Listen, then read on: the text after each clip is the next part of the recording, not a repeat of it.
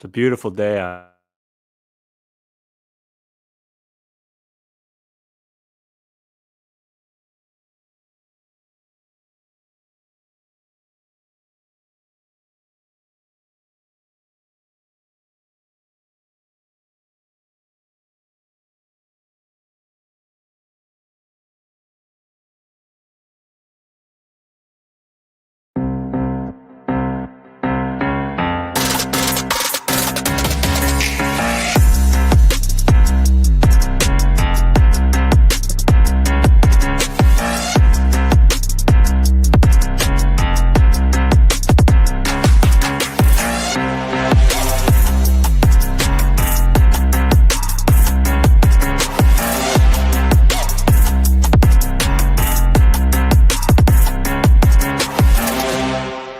Hello, Cubs fans, and welcome to a brand new edition of Cubs on Tap. I'm Ron Luce, and I'm joined by two very, very special guests. You guys know them from Locked On Cubs. I'm joined by Matt Cozzi and Sam Olbur. Gentlemen, first off, appreciate you guys joining us tonight.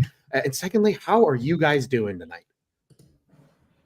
Doing well. Thanks, Ron, for having us. A little crossover action here. Yeah. Sam and I have not been on another Cubs show together. It's always been separate appearances, so we find this very cool. Yeah, I'm doing well. That intro gave me a little energy. That intro was sick. Yeah. It's a good intro. It's a lot of fun. Well, again, appreciate you guys joining. Super excited. Again, I know I keep up with you guys. Matt, I know you and I have DM'd back and forth as well, and certainly appreciate your guys' love for the show as well. So this is really cool for us to get kind of on the microphone and just talk about a bunch of different things in Cubs baseball. And I think the really cool thing that I would like to just kind of know from you guys is like, what's it been like being a part of the Locked On Network? A fellow Locked On member of yours, Mr. Sonny Verma over at Locked On Illini, joining us here in the comments tonight. He says, I see some friendly faces talking about my favorite baseball team.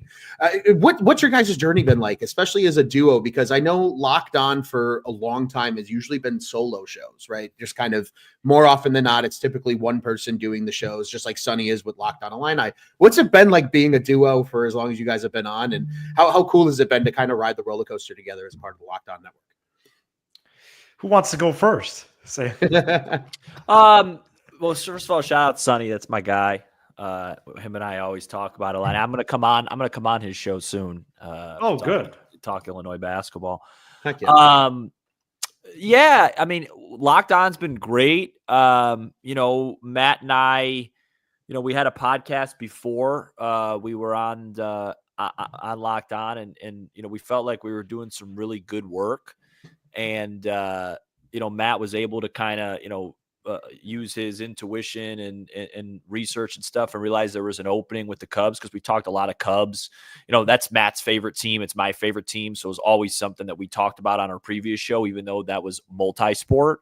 Sure. And so Matt was able to get us a shot at Locked On, and the rest kind of has been history since that. I mean, they've been really helpful. And, at first when we started, the daily format, it was like, all right, this is going to be interesting. Like, how's it going to work? But we got used to it pretty quickly, and it just kind of become a real fixture in our lives. Like Matt and I mean, it's crazy. We've been doing this for 2 years. And when you think about it, like Matt and I have never gone like 24 to 48 hours without speaking with each other in like 2 consecutive years.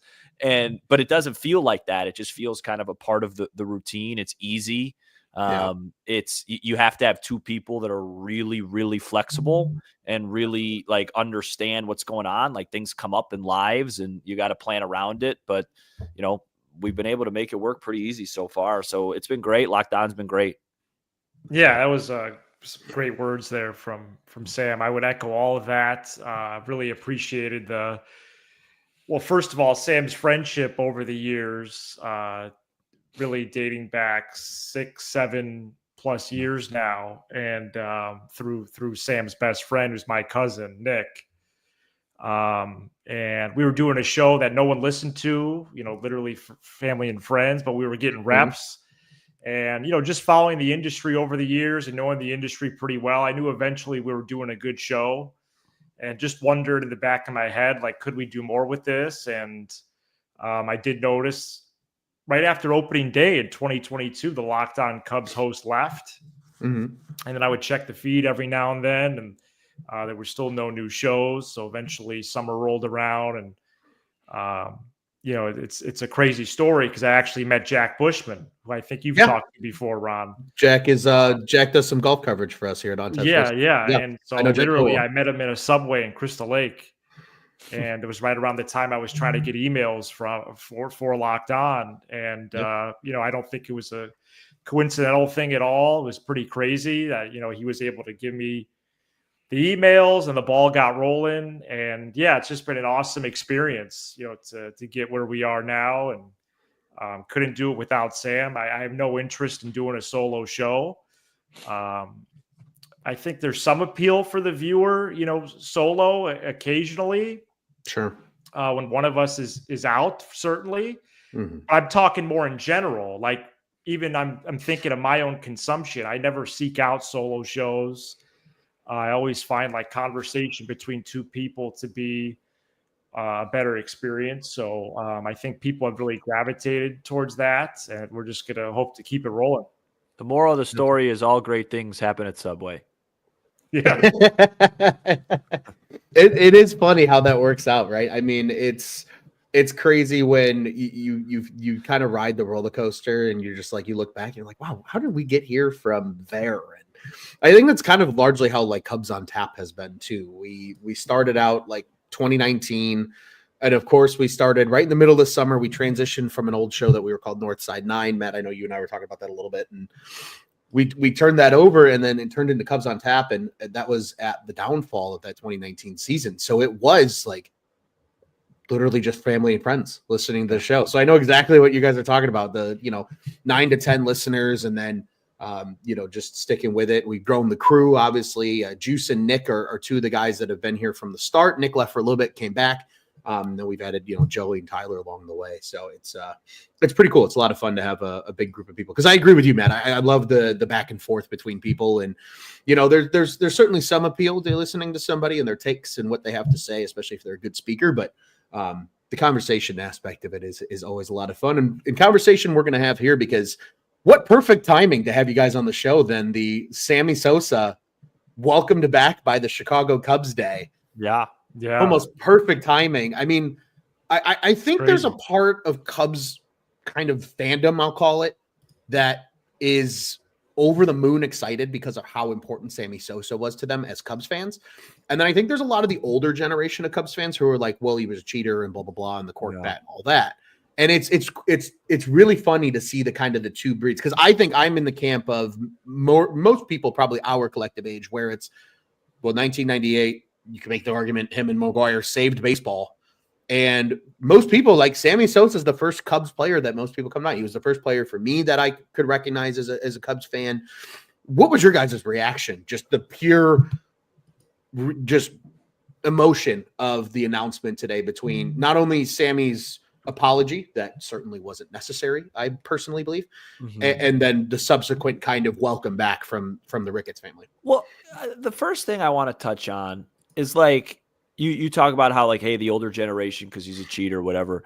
Like Alex Rodriguez played in an old timers game at Yankee Stadium this past year. Barry Bonds has been welcomed back. McGuire has been welcomed back. I don't understand. Like I understand if people don't like him and they don't like him coming back, but I don't understand why like that. Like it shouldn't be a problem. Like life's short. You know what I mean? Like he was still a great player. Like I was telling somebody on the phone today, like if you take away the steroids for Sosa, but just, and then put him at Coors Field instead, like, you know what I'm saying? Like, it's not like he like was this incompetent guy. Anyways, I'll get on my soapbox. My reaction was, we got tipped off a little bit early on it, so it wasn't like a shock when I saw it come out. But I was excited, and I wasn't overly surprised because when we met him over at Lake in the Hills at Club 400, it felt like there was real progress being made towards that. And so I'm happy for him, and I'm happy for Ricketts, even though I don't understand what his role in this is. He wasn't even the owner of the team when Sosa was so terrific. Right. But I'm glad it's done. And it just, for me, Ron, it's just right now there's just a lot of good vibes, and this just adds to it. So definitely. Yeah, I remember talking at that Club 400 event in September and being like, Sammy's trying to do something here. And sure enough, he was. He was trying to start, this movement to possibly even returning to the organization. And, that's happening. The statement he put out was, now that we've recorded 10 minutes of an emergency show 5 hours ago, the statement's actually kind of an odd statement. He said, I apologize, but he said he didn't break the law. Just kind of weird language. But I think I was a little thrown off by that, kind of upon reflection. Sure. And then I've heard some things about, what's the timing, right? And I am hearing that Sammy Sosa may or may not have gotten into the Cubs Hall of Fame. So they're trying to get ahead of that. And, okay. That's the impetus to today. Well, that would make sense. He got voted in, and they're going to announce that at the convention, right? They've done that the last couple of years. Yeah. So, I think it's going to be a raucous environment there at the Sheraton in January. 100%. I don't know who else is going to be in this class. Maybe it's Sammy only. Should be. That would be appropriate. And it's time for him to come home. And if people are not able to come to terms with this, I respect that. But the Cubs are moving forward, and I'm going to enjoy it. So do you think? Are you insinuating that Sosa, they found out he got in, so they just kind of did a halfway? Two guys go halfway. Hey, you kind of apologized. Now we kind of accepted. So now it looks great when he gets in. Is that what you're insinuating? Yeah, I do. Okay. It makes sense. And it would be the Cubs Hall of Fame, I think, feels incomplete without Sammy Sosa, right? He's such a huge part of the organization's history. Obviously, we know the flags that fly on the foul poles and how important all those players are to the organization's history. Sammy was kind of that next generation, the most recent generation, I would argue, outside of Anthony Rizzo, Chris Bryant, the World Series team that really captivated Cubs fans and was just that beloved icon for so many people in the city of Chicago. I still think back to the running out with Old Glory and so many incredible highlights supplied by him. And that is going to be an incredible Cubs con when it is announced that he's back. And Matt, if everything that you're hearing is correct, that he is in the hall, and it would be, I think, appropriate for him to be a solo in his own class. I think as cool as it would be for a second person to get in, as it has been historically over the last few years, I think it would be appropriate for him to be by himself and kind of get that well-deserved recognition, I think, that he's lacked for probably 20 years now because of this whole debacle with until he apologizes and whatever. And Matt, I will note to what you said. He's kind of right in the sense of he didn't break the law. And even if you go by the sense of he didn't break the rules, at that time, he didn't break the rules. Correct. The court that was whatever. But in terms of steroids, all those guys that used them at the time, they were all legal substances at the time. So I feel like there's this whole weird narrative of they did something that was completely against the rules of baseball. It's no, it's against the current day rules of baseball. It wasn't illegal at that time. And hundreds of guys used it. Yeah. 100%. We only know the guys that were doing well. Right. Right.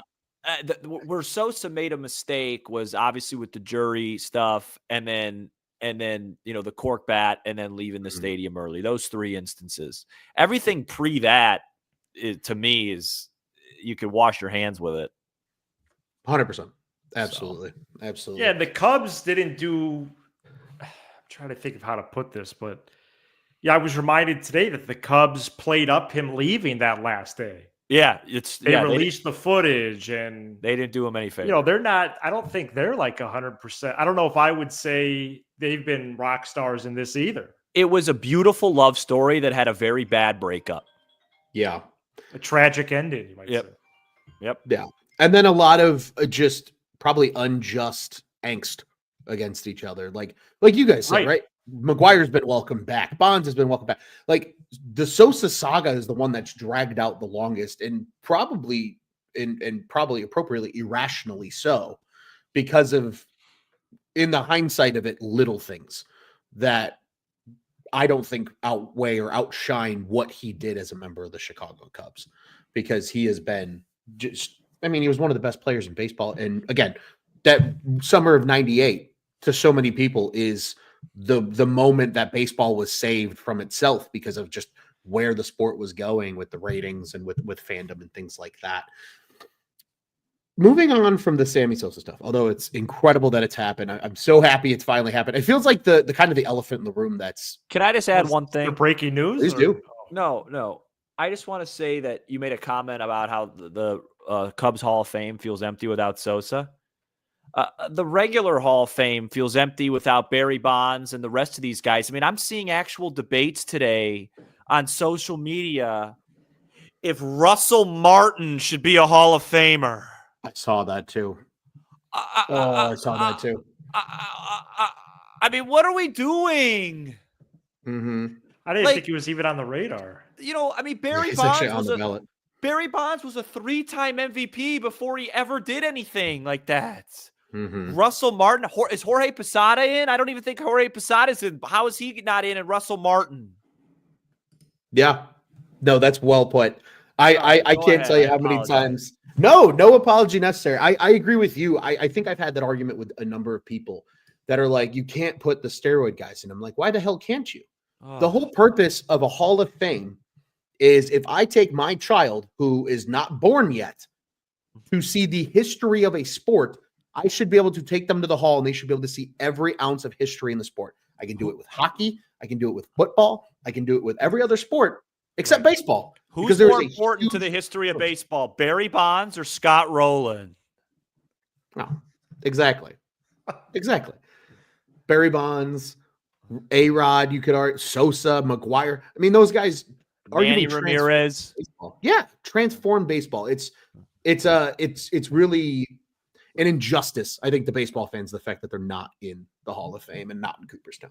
I agree. Go ahead. Sorry. But I want to hear from you guys because I've tuned in. I know what you guys have feelings in terms of how this Cubs offseason has gone. Obviously, the Kyle Tucker stuff was incredible. I think everybody can agree that it's the move that nobody expected coming. He's the biggest player to be on the Cubs probably since the MVP version of Chris Bryant. Mm-hmm. Where do you guys kind of see now the rest of the offseason going? Because I feel like this is a constant debate on Cubs on Tap right now, especially while we're in the we don't know yet phase of what's coming next. Because obviously bullpen's a need. Another starting pitcher would be awesome. And you can make the argument they probably need one more bat, even if it is kind of a depth bench bat.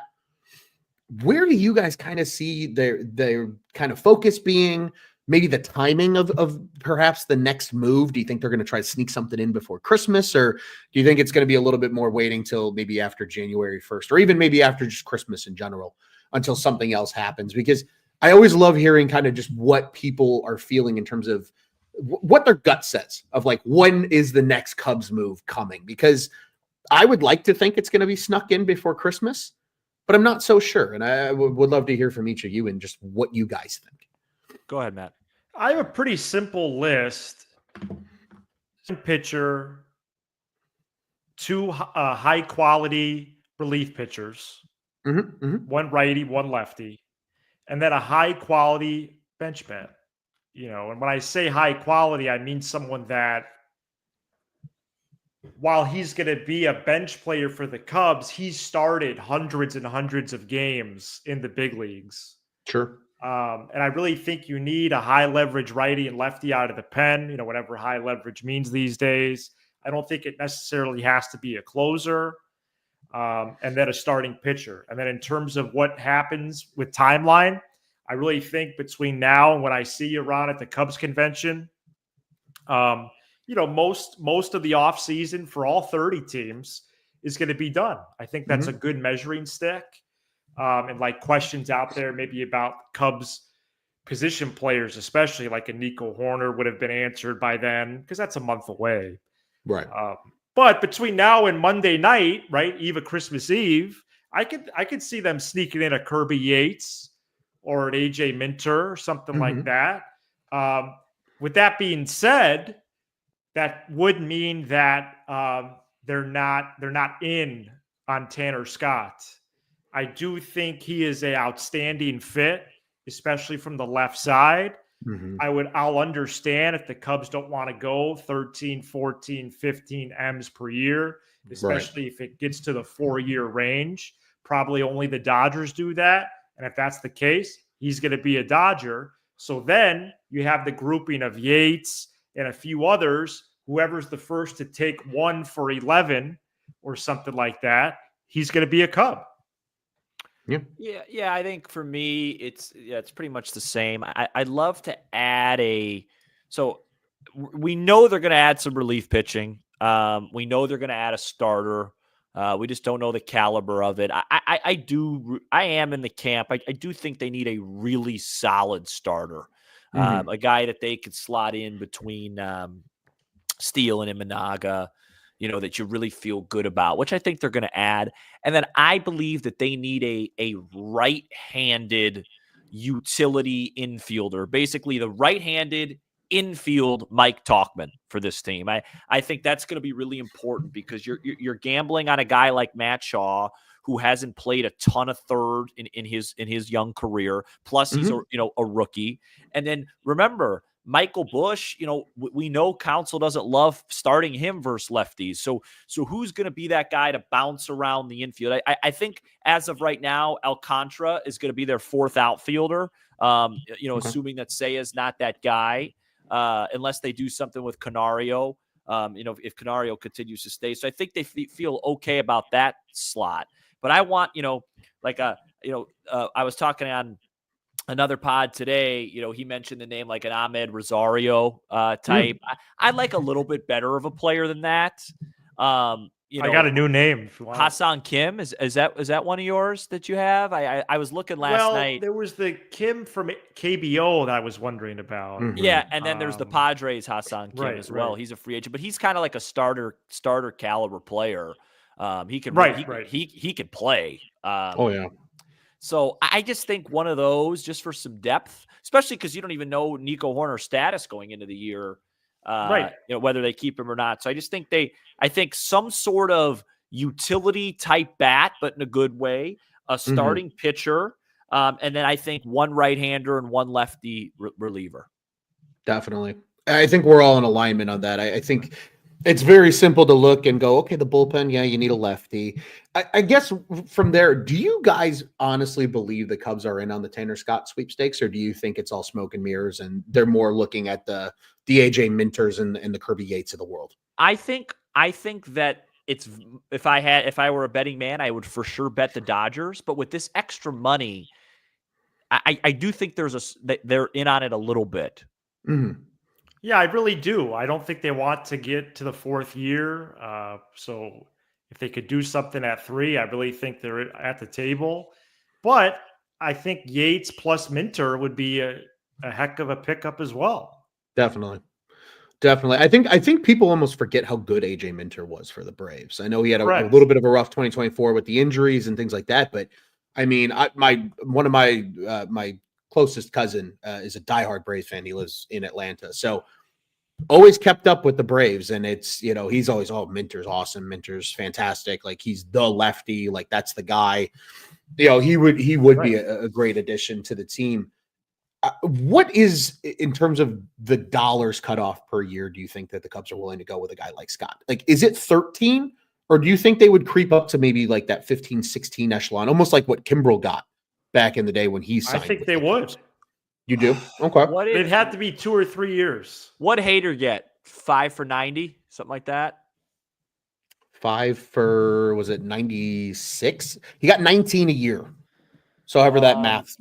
I think they would do 45 for 3. Yeah, okay. That sounds right. But that's it. They're not going to go over that, I don't think.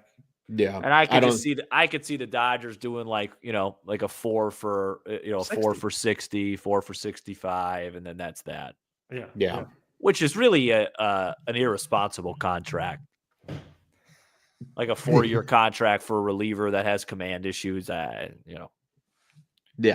We don't want them to go for him. No. Yeah. Let's stay away. Yeah. Let the Cubs have him. I think too.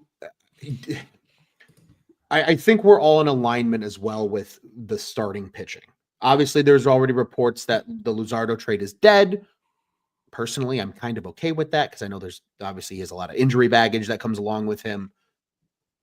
Who is your desired starter that they go get? Like, is it Corbin Burns or is it somebody else that's maybe not so firmly on the radar of many Cubs fans around kind of the fan base?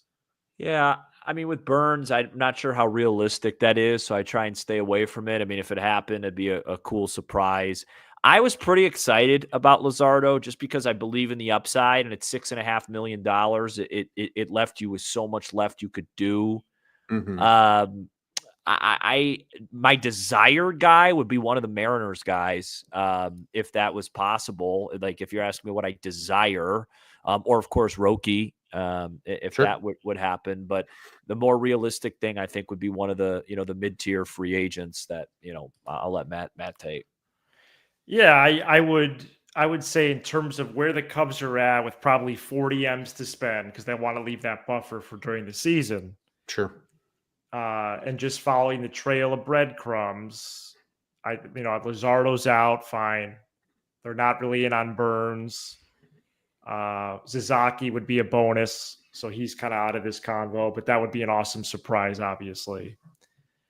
Mariners guys are out in my mind, even though that'd be awesome. So right now I have my attention turned to 3 people. Okay. 2 are actually free agents, even though it seems like they really want to explore a trade. I think Jack Flaherty might only get 3 years. So I think they might have a seat at the table there. And I believe he has a relationship with PCA. Someone look that up. Yeah, they went to school. They went to the same school. I don't know. Obviously, they didn't go at the same time, but they were Harvard Westlake kids, I think. I think a pillow deal for Walker Buehler is a possibility for a year with a second-year option. Can I guess what you're about to say? I just know how you And then think. I do have a third one. In a trade? Related to TV struggles. Yeah. It's going to be Lopez from the Twins. Pablo Lopez from the Twins, yeah. I saw those 3. And if they get one of those 3, we will be excited. We will. Yeah. I would be so in that order ranking. I would go Lopez, Flaherty, Buehler. Like Buehler would not bring me. Buehler would not bring me a ton. Buehler would be, hey Matt, Cubs got Buehler. You want to go live? What time? That it would be like, okay. Did you watch the World Series? I did. Okay. I just I wouldn't dislike it. But he's not. I'd like to do more. Unless you're telling me Buehler's going to be paired with Tanner Scott, then I'm look all at in. you getting greedy. Yeah. All right. I think it's okay to feel a little greedy, especially with them clearing up some money. Like, be a little greedy. They just got rid of $25 million. If you do their books right now to start this offseason, they've dismissed $31 million and they've brought in what? Tucker 16, 14. Like they've brought in like $30 million. They're still a net down. I want to see them go spend some dough. Go get some guys. Absolutely. I think they will. Yeah, no, they will. They will. And the other name for you guys that I have and all the great Cubs on Tap listeners Sandy Koufax is Connor Joe. Ooh, yes. He's the right-handed bat. He could play first. He could play corner outfield. I love that name. Yes. It's funny. He hits lefty. And overpay for him a bit, so he comes here. Yeah, because they got the money to do it. They do. Right. They do. Is he a free agent? He's an FA free agent. He is. Oh, Connor Joe. That's the guy. Thank you. That's the guy. That's a good one. It's funny. I'll be here, definitely. I was in a conversation the one day with Tony Marchese. He's a big White Sox fan, but we were conversing and he's like, what do you think the Cubs are going to do? I trust me. I live in the South Side of Chicago, so most of my friends are White Sox fans. Yeah, tragic. He and I were talking. I was like, you know who would be an interesting addition? I was like, Connor Joe is an interesting free agent. I was like, because I don't know where he's going to go. I was like, to me, because he has value. To your point, Matt, he plays both corner outfield spots. He can play first base. He's not the biggest power guy in the world, but he still had 20 plus doubles each of the last couple seasons. He has a good bat, not a great bat, but it's that versatility that you bring that guy in. He looks really good platooning potentially at times with maybe Michael Busch. Even though I know, there's intention that he can become a Gold Glove infielder. And I think there is. The numbers supported it last year. He had a really great defensive season for the Cubs. Yeah, just can he hit lefties? Right. Exactly. And if that's the case, excuse me, Connor Joe, that guy. Connor Joe rakes in lefties. his career versus lefties, a very solid 766 OPS, 254, 350, 415 slug, gets on base. Didn't have a great year last year, but hard to have a great year, on that team. OPS plus 110. He's just an above average player versus lefties. I like that. Yeah. That's the type of guy I'm talking about. I think would really help this team. Definitely. Absolutely agree. There's so many good comments. First off, shout out to our comment section and the people that have followed you guys over from Locked On as well. Certainly appreciate them. There was a good one in here, actually from one of our good friends, Mr. Skokes. He says, "What are the odds in your belief for Sasaki?" I guess we could say maybe on like a 1 to 10 scale, 10 being like, oh yeah, they're absolutely in it and they could go for it, or like 1's like, this is total bullshit and they're not going to get them. What do you guys believe? 3.5. Okay.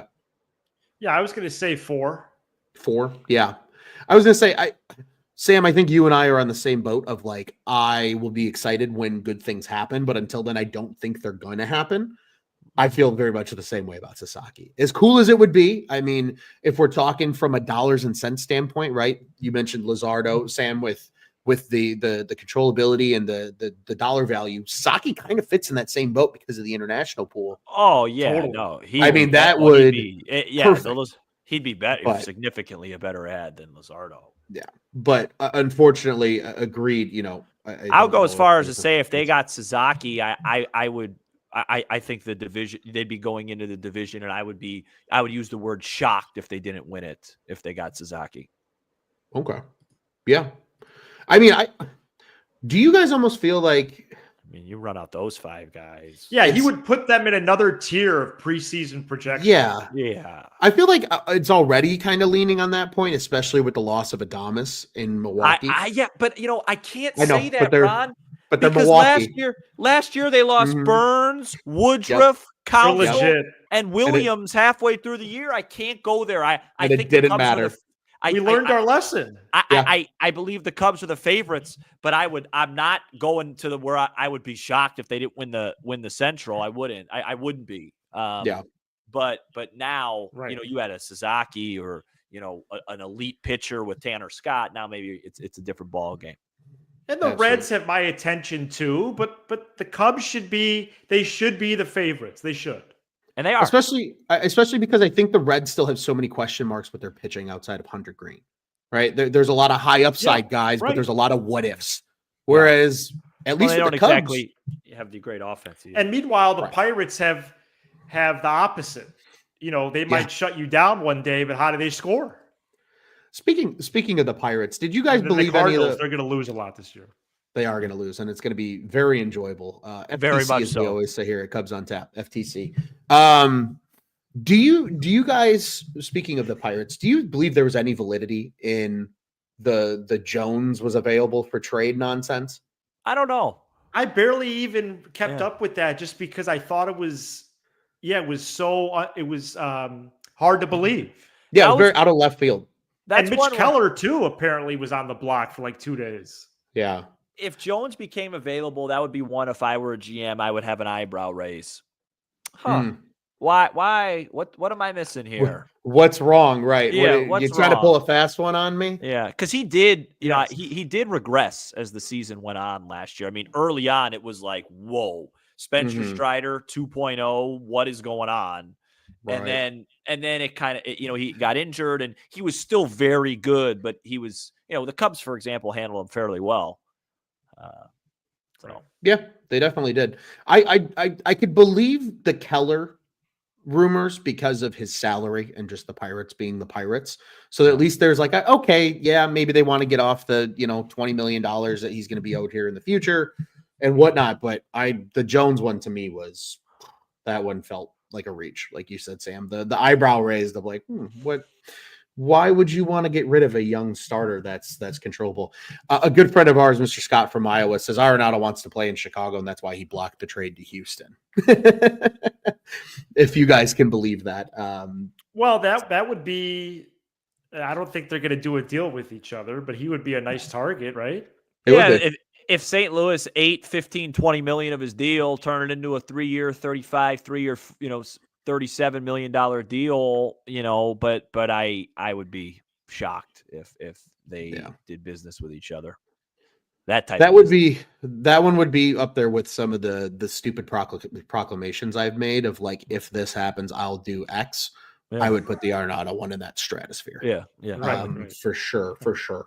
Yeah, I've Be careful with that. I know. Oh, I've been burned. I've been burned Me a couple too. times. Me too. The Trey Mancini thing I got burned by because it was a joke that a Mankini would be funny. So warned one of those on a show.